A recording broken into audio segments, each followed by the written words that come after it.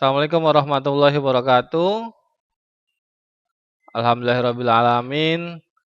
Pada hari ini kita bisa bersilaturahim melalui daring dan saya ucapkan selamat datang kepada mahasiswa baru di kegiatan masa bimbingan mahasiswa baru Universitas Falathehan tahun akademik 2020-2021.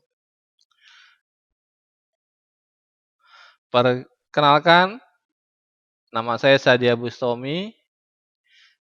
Saat ini saya dipercaya sebagai Kepala Biro Akademik dan pada masa bimbingan kami akan menyampaikan dan juga mungkin berbagi informasi terkait dengan pedoman akademik dalam kehidupan kampus di Universitas Falathehan. Untuk menyimak video materi ini, silakan adik-adik bisa duduk santai, bisa juga sambil mencicipi hidangan, ya, atau bisa minum, ya, agar suasana dan juga mungkin untuk menerima informasi ini lebih bisa diterima. Di dalam pedoman akademik itu terbagi menjadi 4. Di situ ada perencanaan pembelajaran, proses pembelajaran, pengelolaan ujian, serta penilaian hasil belajar. Hal ini sudah berdasarkan dengan surat keputusan Rektor Universitas Falathehan terkait dengan pedoman akademik yang berlaku di Universitas Falathehan. Oke, sama-sama mari kita uraikan satu persatu. Pertama, perencanaan pembelajaran. Dalam perencanaan pembelajaran meliputi ada kalender akademik, RPS, silabus, SAP, dan proposal kegiatan, serta indikator penyusunannya. Nah, untuk adik-adik ketahui, di dalam perencanaan pembelajaran ini, yang sangat erat kaitannya dengan kehidupan nanti adik-adik, kehidupan akademik di kampus, yaitu adik-adik harus bisa memahami dan juga mengetahui kalender akademik. Selebihnya seperti RPS, silabus, SAP, proposal kegiatan, serta indikator penyusunan, itu merupakan kewenangan dan juga merupakan informasi yang diberikan dan diperuntukkan oleh untuk dosen atau tenaga pendidik. Oke, kita mulai ya. Untuk kalender akademik, biasanya di dalam 1 tahun akademik, kami dari Biro Akademik akan menerbitkan yaitu kalender akademik. Nah, pada tahun kalender akademik 2020-2021, kita sudah men-share kepada program studi dan fakultas, yang mana di sini kita bagi menjadi 3 bagian. Yang pertama adalah kalender akademik tingkat 1 untuk mahasiswa baru tentunya, kalender akademik tingkat 2 dan 4 untuk sarjana, D3, dan profesi bidan, serta kalender akademik untuk tingkat akhir, D3, dan juga program profesionals. Kita saat ini lebih fokus kepada pemaparan untuk kalender akademik tingkat 1 mahasiswa baru, ya, yang mana adik-adik semua di sini akan lebih akan lebih mengetahui informasinya di dalam kalender akademik ini, ya. Oke. Registrasi administrasi keuangan, ya, paling lambat tanggal 25 September 2020. Nah, ini adalah pemberlakuan dalam kondisi normal. Apabila nanti ke depannya adik-adik kalau memang sudah diberikan batas waktu registrasi administrasi keuangan, berarti adik-adik sudah harus bisa mengantisipasi kapan ya paling lambatnya. Nah, untuk mahasiswa baru yang saat ini adalah paling lambat tanggal 25 September 2020. Selanjutnya, masa registrasi akademik atau pengisian KRS online. Nah, dalam registrasi akademik ini agak berbeda dengan administrasi keuangan registrasinya. Kalau registrasi administrasi keuangan yang dimaksud adalah registrasi untuk pembayaran biaya kuliah dalam 1 tahunnya. Yang dibagi dalam 3 tahapan kan, asam pertama, kedua, dan ketiga. Sedangkan masa registrasi akademik yaitu pendaftaran, ya registrasi yang dilakukan oleh mahasiswa untuk mengambil mata kuliah yang akan diampunya atau mata kuliah yang akan ditempuhnya di dalam semester yang akan datang, ya. Nah, pengisiannya melalui apa? Melalui kartu rencana studi secara online. Nah, di sini dibatasi ya adik-adik waktunya yaitu tanggal 8 September sampai 2 Oktober 2020. Tapi bagaimana kondisinya kalau memang ternyata sampai tanggal 2 Oktober 2020 adik-adik belum mengisi gitu. Maka untuk itu kami harapkan kepada mahasiswa baru di saat nanti ada materi tutorial atau materi yang disajikan oleh tim IT mengenai kelas online, adik-adik coba langsung mempraktekannya, ya. Dan saya rasa cukup mudah karena ini bisa dilakukan dengan smartphone, dengan Android atau dengan laptop pun. Yang penting ada jaringan akses internetnya, ya. Tanggal 2 Oktober 2020. Bagaimana Pak kalau sampai lewat? Oke, nanti kita akan melihat apa kebijakan yang akan kita tempuh. Selanjutnya, mahasiswa yang dinyatakan tidak terdaftar di semester berjalan dan masa studi diperhitungkan. Jadi nih nanti di kalender akademik itu tertera batas waktu adik-adik untuk mengisi registrasi akademik maupun registrasi administrasi keuangan. Apabila sampai dengan lewat tanggal 2 Oktober 2020, maka adik-adik dinyatakan tidak terdaftar lagi di semester ini. Kalau adik-adik berarti semester 1 misalkan. Tapi adik-adik ya nggak usah khawatir. Karena ini masih dalam tahap transisi, kita masih memberikan kebijakan ya. Yang penting ada koordinasinya, ada konfirmasinya ya. Wah, saya tidak bisa nih untuk melakukan KRS online gitu ya.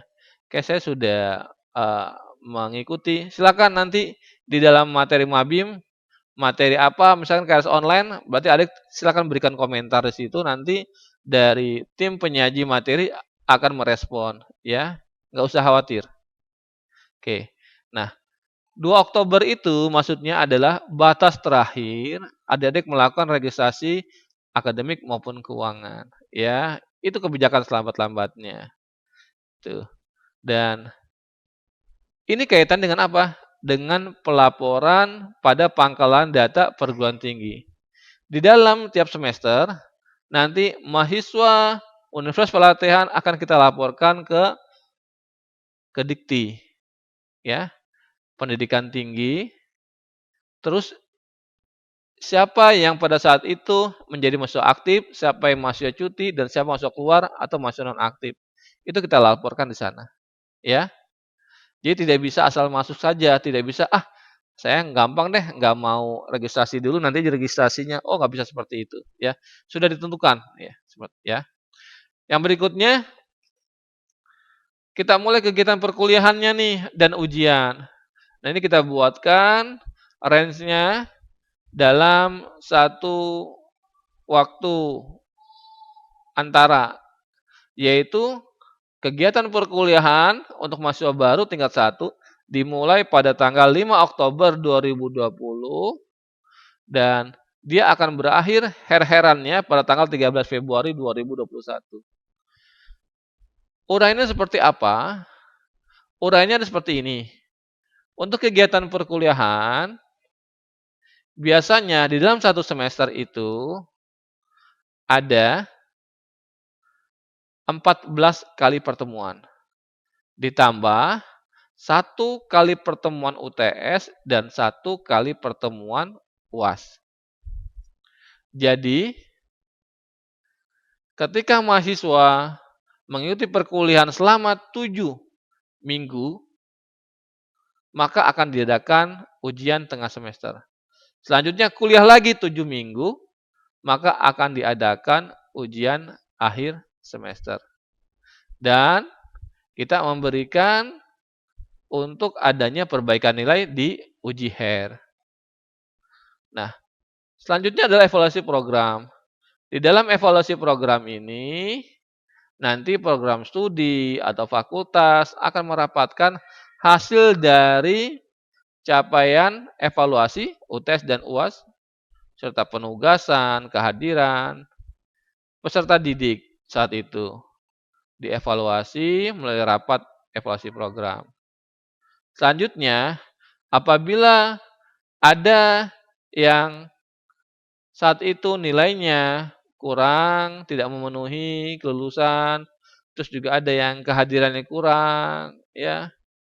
Terus juga ada hal-hal yang lainnya yang tidak bisa memenuhi dalam standar penilaian akademik, maka dengan selanjutnya adalah dilakukannya semester pendek, ya. Nah, semester pendek pun ini tentatif sifatnya, asalkan tidak boleh lebih daripada 27 Februari 2021. Maksudnya adalah semester pendek tidak boleh dilakukan setelah tanggal 27 Februari 2021. Dan semester pendek ini nanti akan dikelola oleh koordinator-koordinator mata kuliah dengan melaporkannya kepada bagian administrasi keuangan di fakultas, ya. Itu adik-adik untuk sekedar informasi terkait dengan kalender akademik 2020. Perlu diingat, ya, adik-adik nanti mulai perkuliahan yaitu pada tanggal 5 Oktober 2020, ya. Seperti itu. Bisa dipahami, ya. Dan kalau memang ada hal-hal yang kurang jelas, nanti bisa ditanyakan dalam kolom komentar pada channel YouTube ini. Oke, ini RPS, silabus, SAP, dan proposal kegiatan. Di mana nanti dosen sebelum mengajar pada mata kuliah tertentu, dosen atau tenaga pendidik harus menyiapkan silabusnya, SAP, ya, dan proposal kegiatan. Agar apa? Agar perencanaan waktunya, topiknya, medianya, metodenya itu harus sesuai. Ya, sesuai apa? Sesuai standar pedoman akademik dari Universitas LTH. Nah, ada juga kelengkapan lainnya, ya, di samping silabus SAP dan proposal kegiatan. Apabila ini modelnya praktikum, yaitu adalah panduan kegiatan, ya, modul praktikum serta absensi mahasiswa dan tenaga pendidik. Oke, ya. Ini memang kelengkapan yang harus dosen siapkan di saat sebelum mulainya pembelajaran, ya. Ini untuk dosen. Begitupun juga dengan indikator penyusunan. Oke, ya, kita lewati. Oke. Tadi kita bahas di sana di dalam konteks akademik adanya registrasi. Apa sih registrasi? Nah, kita jelaskan di sini. Registrasi administrasi bertujuan untuk memperoleh kedudukan sebagai mahasiswa yang harus dilakukan setiap awal semester, ditandai dengan pembayaran biaya kuliah oleh mahasiswa. Tadi saya sudah jelaskan bahwasanya untuk registrasi administrasi keuangan, berarti adik-adik harus menyanggupi dan harus melaksanakan pembayaran kuliah, ya. Oke. Untuk registrasi akademik, tujuannya adalah untuk memperoleh hak mengikuti proses belajar mengajar, ditandai dengan pengisian kartu rencana studi. Ya, ketika adik-adik sudah melakukan registrasi administrasi keuangan, adik-adik selanjutnya melakukan registrasi akademik dengan mengisi kartu rencana studi. Mau ngambil mata kuliah apa saja di situ ada, ya. Paketnya mata kuliah di semester 1 apa saja ada, ya. Di situ. Oke. Ingat, data KRS online dapat dijadikan dasar bagi bagian akademik untuk pembuatan absensi kelas yang digunakan dalam proses mengajar oleh setiap dosen. Jadi setelah kalian mengisi kartu rencana studi, terus nanti datanya akan di-share menjadi absensi untuk pembelajaran. Tapi kalau kalian tidak mengisi kartu rencana studi, sudah dipastikan kalian akan tidak ada di dalam absensi dan dianggap tidak mengikuti perkuliahan, ya. Jangan sampai terjadi. Nah, batas waktu registrasi bisa melihat kalender akademik adik-adik, ya. Seperti itu. Makanya di saat nanti mau mulai tahun ajaran baru atau semester baru, lihat kalender akademik lagi. Jangan sampai terlewati. Nah, ini alur registrasinya, ya. Alur kegiatan registrasi. Pertama, ya, mahasiswa mendapatkan rincian biaya selama 1 tahun dari bagian keuangan dan memperoleh nomor virtual account. Oke ya. Jadi nanti mahasiswa mendapatkan rincian biaya serta nomor virtual account. Untuk mahasiswa baru sudah ada kan virtual account-nya, ya. Oke, nanti di semester kedua, angsuran kedua dan ketiganya juga diberikan virtual account-nya, ya. Agak sedikit berbeda karena ini artinya terkait dengan nomor induk mahasiswanya, ya. Seperti itu, menyesuaikan. Langkah kedua, melakukan pembayaran angsuran 1, 2, dan 3 di bank yang ditunjuk via ATM, BNI, atau loket bank BNI. Jadi adik-adik, ya, setelah mendapatkan rincian biaya, melakukan pembayaran. Ya, BNI di mana? Karena kita sudah kerjasama dengan BNI, BNI di ATM BNI atau loket bank BNI. Yang ketiga, selanjutnya, adik-adik bisa secara otomatis tuh mengisi KRS melalui online sesuai jadwal registrasi dan kalender akademik, ya. Jadi setelah dari bank, adik-adik nggak usah lapor, nggak usah konfirmasi, Pak, saya udah bayar, mau diaktifkan KRS-nya, Pak. Oh, nggak usah. Dengan sendirinya KRS online akan aktif, ya. Kalau adik-adik sudah membayar angsuran pertama, 2 atau 3. Terus langkah keempat, KRS di print out, ya. Jadi adik-adik sudah menginput KRS, terus di print out, kemudian ditandatangani oleh pembimbing akademik dan Kaprodi. Selanjutnya, kartu rencana studi yang telah ditandatangani tersebut digandakan di fotokopi sebanyak 2 lembar. Ya. Nah, langkah terakhir, kartu rencana studinya selanjutnya diserahkan kepada siapa? Yang asli untuk adik-adik sendiri, untuk mahasiswa yang bersangkutan. Yang fotokopi yang pertama untuk arsip pembimbing akademik dan untuk yang fotokopi yang kedua untuk program studi. Ya. Nah, ini contoh daripada kartu rencana studi. Nanti di situ adik-adik akan mengisi nama, nomor induk gitu ya. Terus juga nanti semesternya ya. Terus nanti mata kuliahnya apa saja berikut dengan SKS-nya ya. Dari ini nanti adik-adik juga bisa di-print ya. Nah, pengisiannya bisa lewat smartphone seperti itu.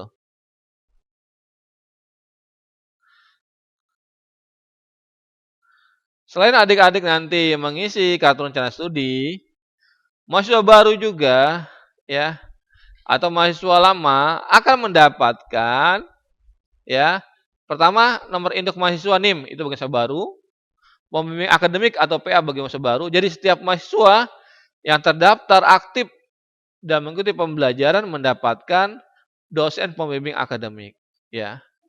Nomor induk mahasiswa pun seperti itu. Setiap mahasiswa yang terdaftar di Universitas Falathehan akan mendapatkan nomor induk mahasiswa. Terus juga adik-adik akan mendapatkan jadwal mata kuliah dari program studi atau fakultasnya, mengetahui koordinator mata kuliahnya, mata kuliah yang akan diambil, apa saja, koordinatornya siapa saja ada. Terus selanjutnya juga adik-adik akan dicantumkan namanya di dalam absensi kuliah. Itu kalau adik-adiknya sudah mengisi KRS online, ya.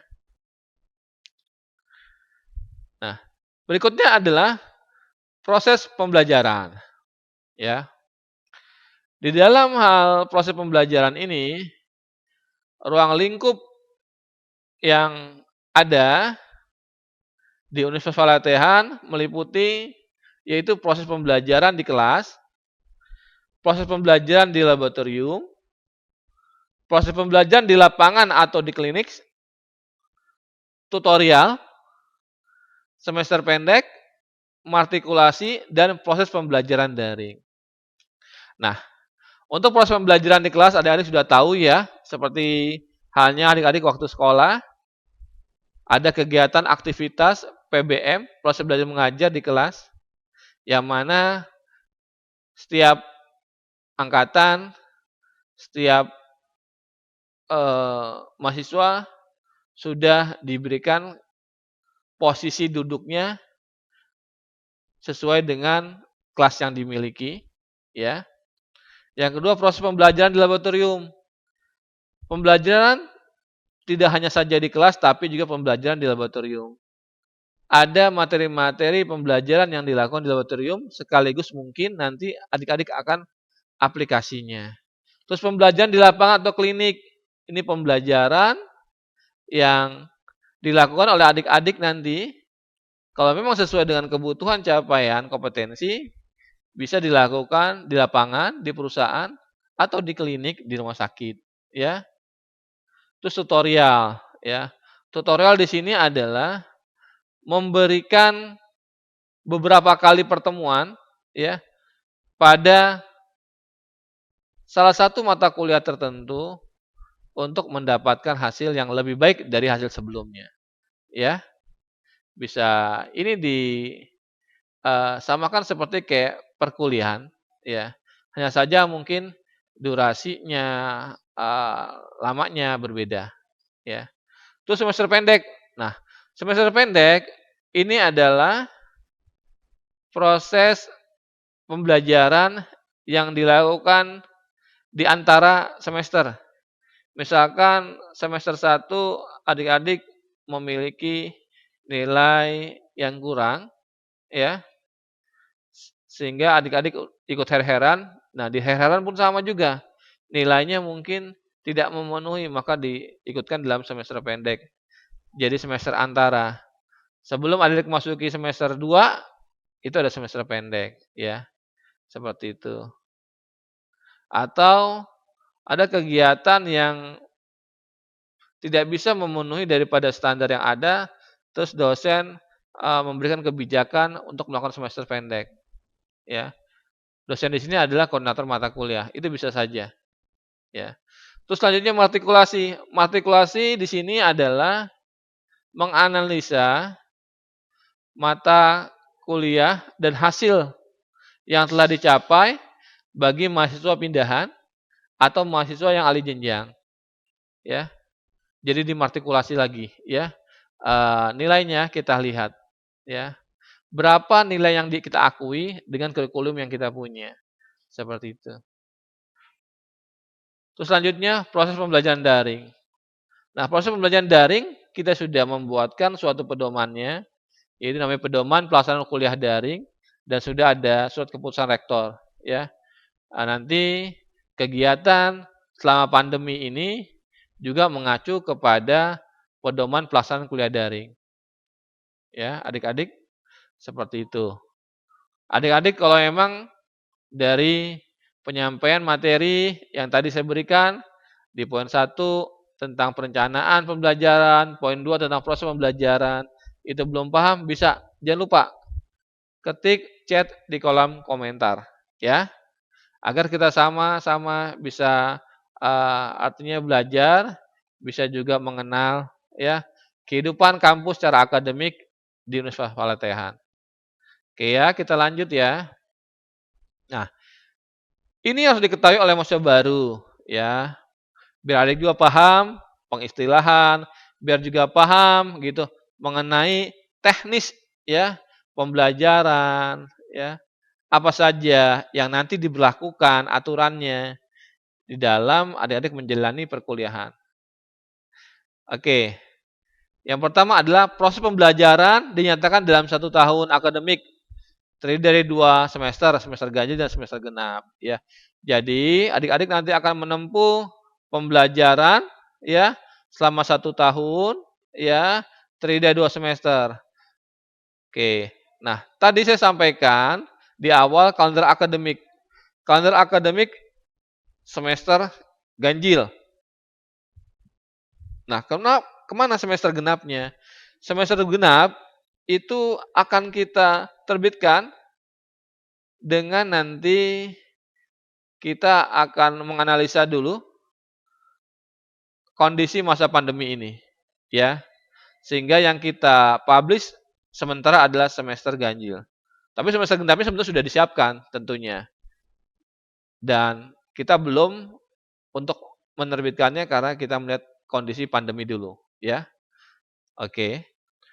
Selanjutnya adalah 1 semester, satuan waktu kegiatan yang terdiri atas waktu 16 minggu kuliah efektif termasuk UTS dan UAS.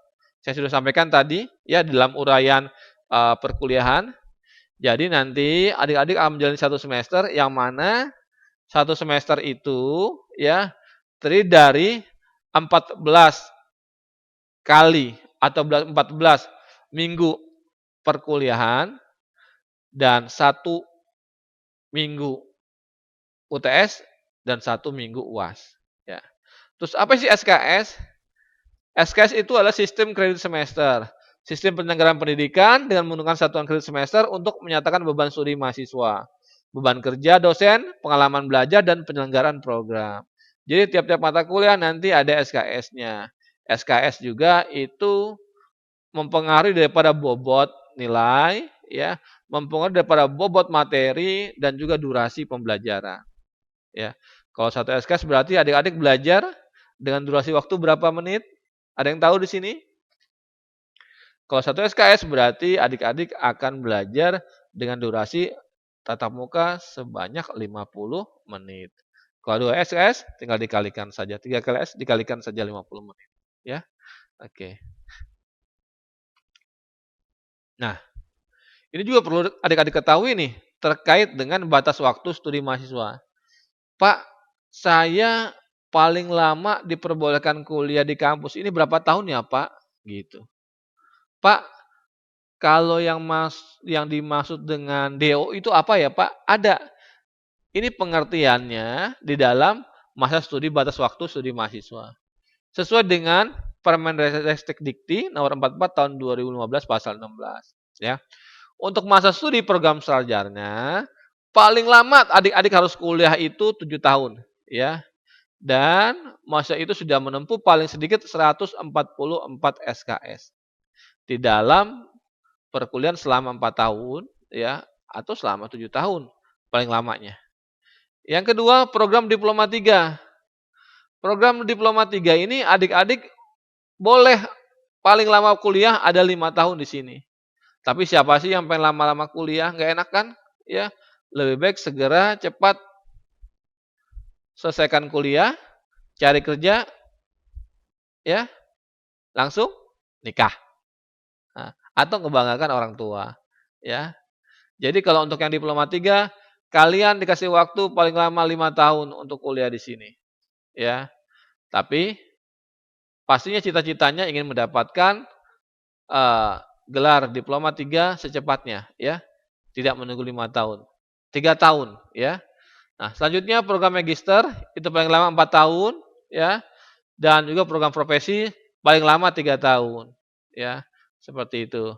SKS-nya sudah tertera di sini. Paling sedikit untuk yang Diploma 3 108 SKS, untuk yang magister paling sedikit 36, dan untuk yang program profesi paling sedikit 24 SKS. Oke. Beban studi mahasiswa, ya. Nah, tadi sudah dijelaskan semata-mata untuk apa? Untuk mendapatkan capaian pembelajaran lulusan program. Jadi, mahasiswa harus wajib menempuh beban belajar, ya. Di sini sudah dijelaskan tadi. Nah, selanjutnya di dalam semester ganjil nanti adik-adik akan mengikuti perkuliahan atau pembelajaran daring. Apa sih pembelajaran atau perkuliahan daring itu? Yaitu metode pembelajaran dengan memanfaatkan fasilitas sistem dan teknologi informasi dan komunikasi untuk dapat melaksanakan kegiatan akademik tanpa tatap muka langsung, jadi online, ya. Adik-adik mungkin juga sudah paham, ya, sudah terbiasa waktu di saat sekolah SMA, ya, mungkin pernah mengikuti pembelajaran daring. Nah, pembelajaran daring ini diperlukan perangkat-perangkatnya, adik-adik, ya. Nah, perangkat-perangkatnya yang dikelola oleh Universitas Latihan yaitu adalah UF-Learn, uf.ac.id. Dan ini pun juga bisa nanti kita melakukannya dengan pihak yang lain, ya, perangkat pihak lain seperti Google Meet, Google Classroom, Webex, Zoom, WhatsApp, Telegram, ya, email, dan lain-lain. Itu bisa. Dan harapannya yang terpenting adalah proses pembelajaran itu bisa dilakukan sesuai dengan tujuan. Tentunya, ya, seperti itu. Jadi kondisi Indonesia yang geografisnya ini beraneka ragam, ada yang di gunung, ada yang di lautan, ya, ada yang di dataran rendah. Kadang-kadang sinyal pun susah dicapai koneksinya. Ya, banyak pilihan nanti untuk perangkat atau media pembelajarannya, ya. Oke. Bisa dipastikan untuk 2020 saat adik-adik nanti mengikuti pembelajaran atau perkuliahan di semester ganjil, akan kita lakukan namanya kuliah daring. Nah, kuliah daring ini meliputi apa saja, ya? Mata kuliah, ya, jadi nanti perkuliahan, tiap mata kuliah nanti akan dilakukan kuliah daring, terus ujian tengah semester, UTS, ya, ujian akhir semester, kita juga mungkin akan mengadakan seminar dengan seminar bentuknya daring, seminar proposal, nanti bagi adik-adik, atau bagi kakak tingkat yang akan melaksanakan tugas akhir, bisa melakukan seminar proposal itu mulai daring, sidang, skripsi, dan tesis, PKN, praktek interprofesi, atau namanya praktek kerja nyata. Juga dengan kondisi pandemi seperti ini, bisa kemungkinan juga akan dilakukan secara daring. PBL, praktek belajar lapangan, ya, atau sebutan lainnya magang, juga kemungkinan bisa dilakukan dengan kondisi daring serta praktikum, ya. Dan nanti jangan sampai kaget, kok saya belajar kok daring melulu ya? Ya memang sudah komitmen. Komitmen kita di awal agar apa? Agar adik-adik capaian pembelajarannya terpenuhi. Yang pertama, yang kedua, kita tidak mau juga melakukan pembelajaran secara tatap muka atau offline nanti akan berakibat kepada penyebaran dari virus COVID-19, ya.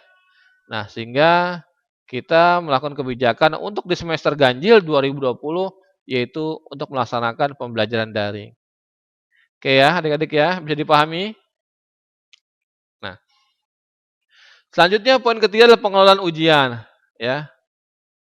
Ujian sudah paham ya adik-adik ya, apa itu ujian? Adik-adik juga waktu SMA sering melakukan ujian kan? Nah, di kami setiap ujian itu nanti akan diberlakukan yang namanya persyaratan, ya. Jadi ketika adik-adik akan melakukan ujian, tolong disadari dulu nih, saya di dalam suatu mata kuliah ini ngikuti perkuliahannya kira-kira di atas 80 atau bukan ya, gitu. Terus, wah ternyata alhamdulillah saya di atas 80, sudah, berarti saya bisa ikut kuliah dong. Nah, kalau adik-adik nanti kehadiran kuliahnya itu di bawah 75 sampai 79, ya, adik-adik juga boleh sebetulnya mengikuti ujian, tapi dengan syarat. Syaratnya ialah adanya tugas yang akan diberikan oleh koordinator mata kuliah yang bersangkutan, ya.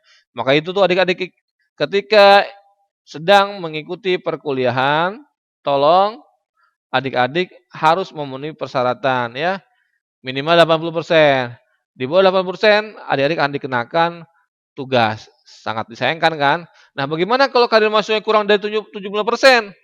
Kemungkinan tidak diperbolehkan mengikuti ujian, ya. Terus yang berikutnya, telah menyelesaikan seluruh tugas akademik atau perkuliahan praktikum yang diberikan. Nah, bisa juga ternyata persyaratan tambahannya adalah si mahasiswa itu harus menyelesaikan tugas akademik dulu nih. Ada beberapa tugas yang harus dia ikuti, baru bisa ikut ujian, ya. Terus selanjutnya telah memenuhi persyaratan dan ketentuan administrasi yang berlaku. Ya, bagi mahasiswa yang baru, dia juga harus memenuhi persyaratan untuk melaksanakan administrasi keuangan maupun administrasi akademik. Nah, ini sistem ujian yang ada di kita. Ada ujian PBT, paper based test, ya. Ujian diselenggarakan secara tertulis dan menggunakan kertas. Seperti pada halnya kondisi normal, kita melakukan ujian UTS dan UAS, ya. Tapi kondisi kayak gini, kita melakukan ujian secara daring, ya. Selanjutnya ujian CBT, ujian diselenggarakan dengan menggunakan komputer based test. Ya, biasanya dilaksanakan untuk ujian-ujian sejenis kompetensi. Ujian IBT, internet based test, Ujian diselenggarakan dengan menggunakan sistem Android pada smartphone mahasiswa. Bisa saja nanti adik-adik juga diberikan ujian dengan melalui IBT. Ujian lisan, ujian dilakukan secara lisan dan jawaban secara lisan oleh mahasiswa, ya. Seperti kayak interview, tanya jawab seperti ini. Ujian praktikum, ujian dilaksanakan di laboratorium untuk menilai aspek psikomotorik dan penguasaan keterampilan. Nah, ujian praktikum dilakukannya di laboratorium, ya. Jadi nanti adik-adik itu akan dites mengenai pengetahuannya, penguasaan keterampilannya, ya, seperti itu. Oke, dengan kondisi seperti ini, saya harapkan adik-adik juga sudah memahami, oh berarti nanti ujiannya, kondisi pandemi berarti saya akan dilakukan ujian daring ya, bukan ujian PBT atau ujian kertas. Iya, pasti akan dilakukan ujian secara daring, ya.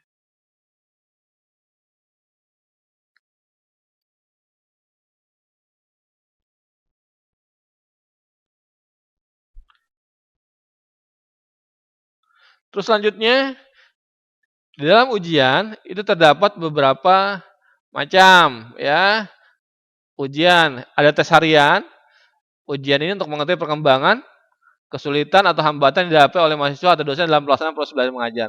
Biasanya dosen akan melakukan dalam satu sesi mata kuliah pembelajaran ada pre-test, post-test seperti itu ya.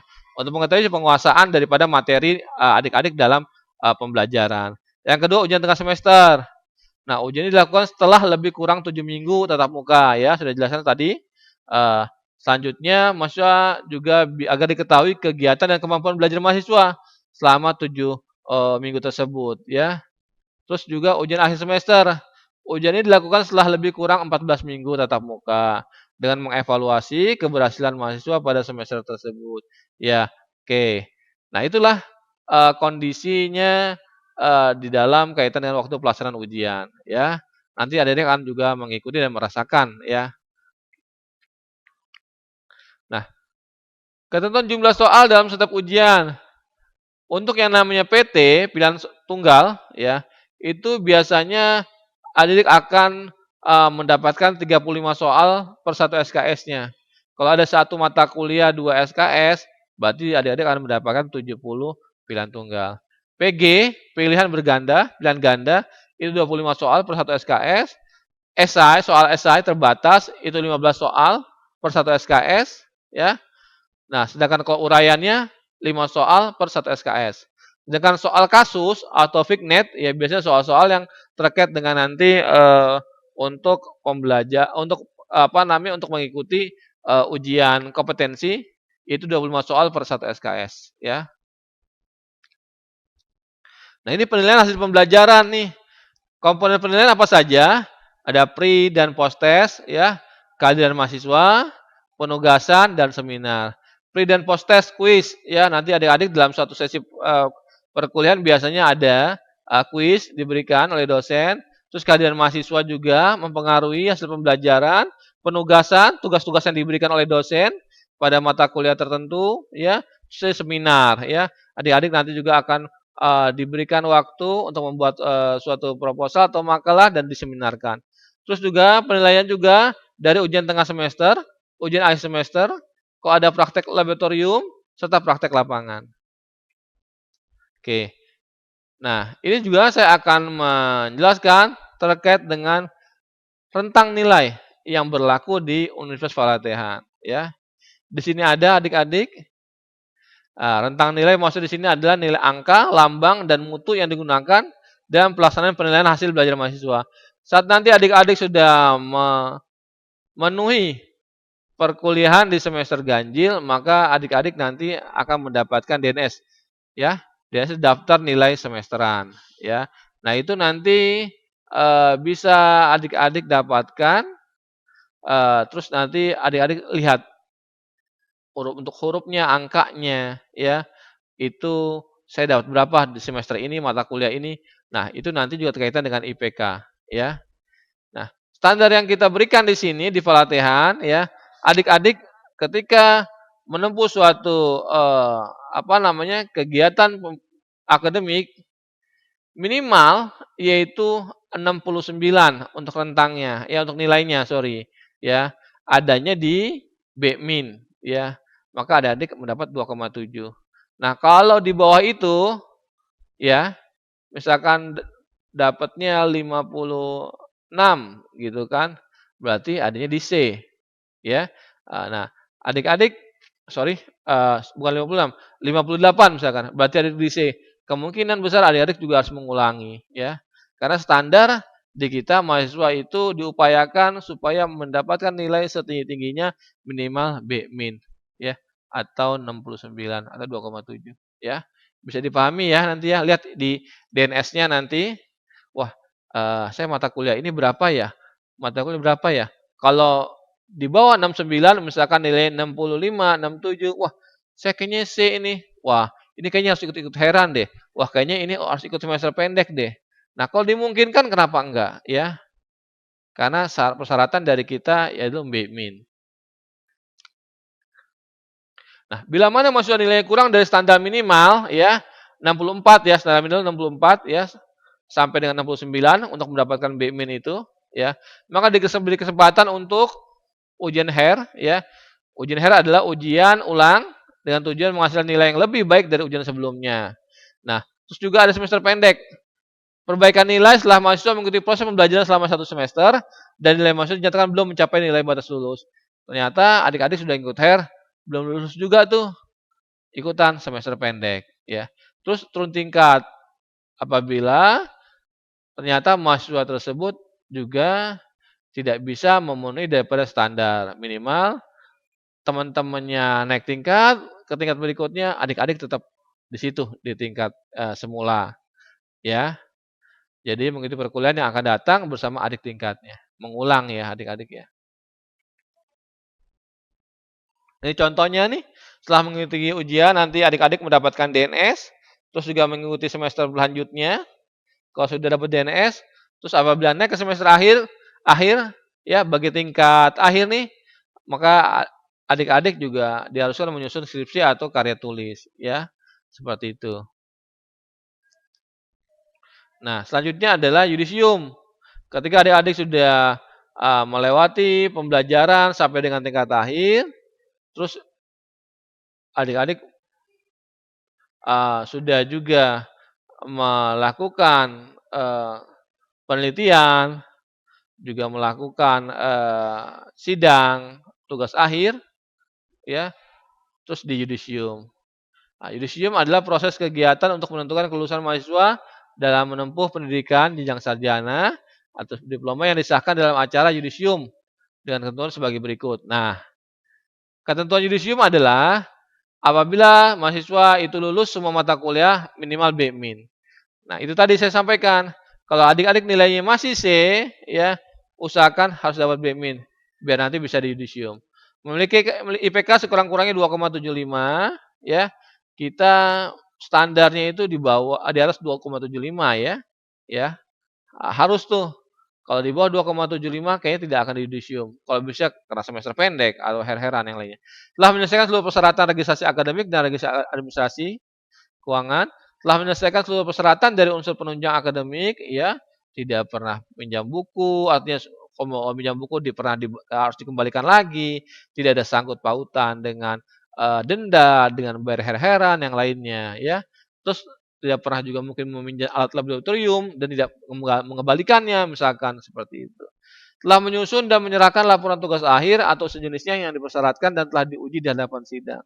Ya, jadi yang adik-adik yang sudah nanti di tingkat akhir sudah ikut sidang, sudah juga menyerahkan laporan tugas akhirnya berdasarkan hasil revisi ya, maka dibolehkan untuk yudisium. Nah, predikat kelulusannya ya, seperti ini nih adik-adik nih. Hmm. Untuk angka 2,00 sampai 2,75, maka keterangan penyebutannya adalah memuaskan. 2,76 sampai 3,50 ya IPK-nya, maka penyebutannya sangat memuaskan. Dengan 3,51 sampai 4 maka penyebutannya adalah cum laude ya. Cum laude ya, seperti itu. Nanti biasanya di saat yudisium ini dibacakan nih. Nama A dengan indeks prestasi kumulatif sekian-sekian. Sangat memuaskan gitu. Nama B dengan indeks prestasi kumulatif sekian-sekian, memuaskan gitu. Tadi dibacakan.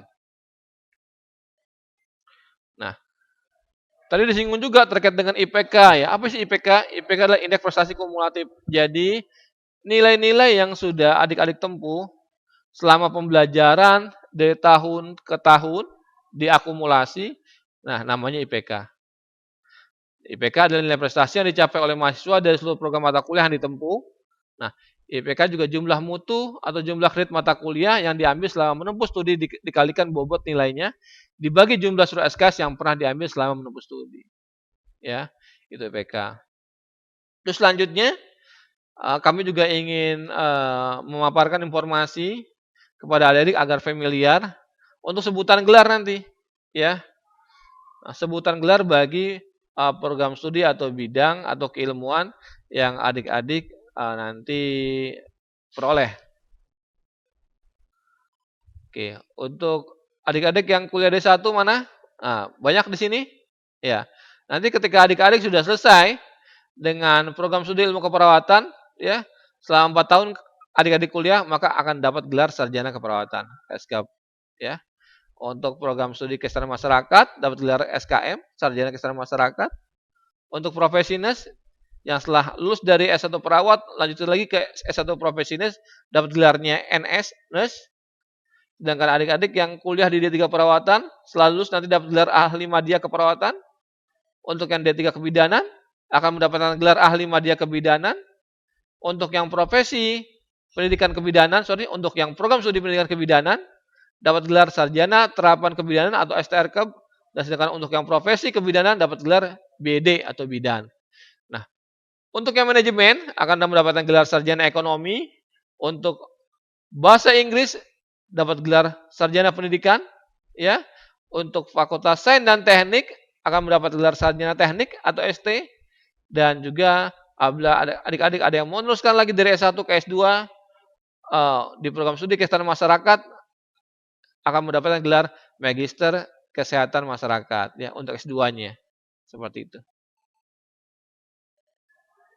Nah, selanjutnya adalah wisuda, ya. Siapa di sini yang mau wisuda?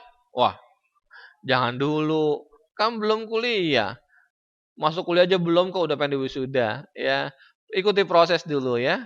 Oke. Wisuda merupakan pengakuan akademik terhadap para lulusan yang telah menyelesaikan pendidikannya. Tuh, ya, dengerin.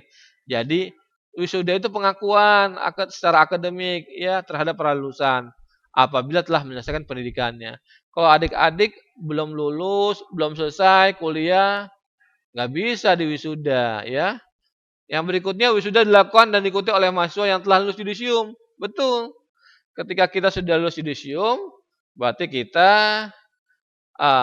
akan dilakukan acara wisuda, akan mengikuti acara wisuda, ya.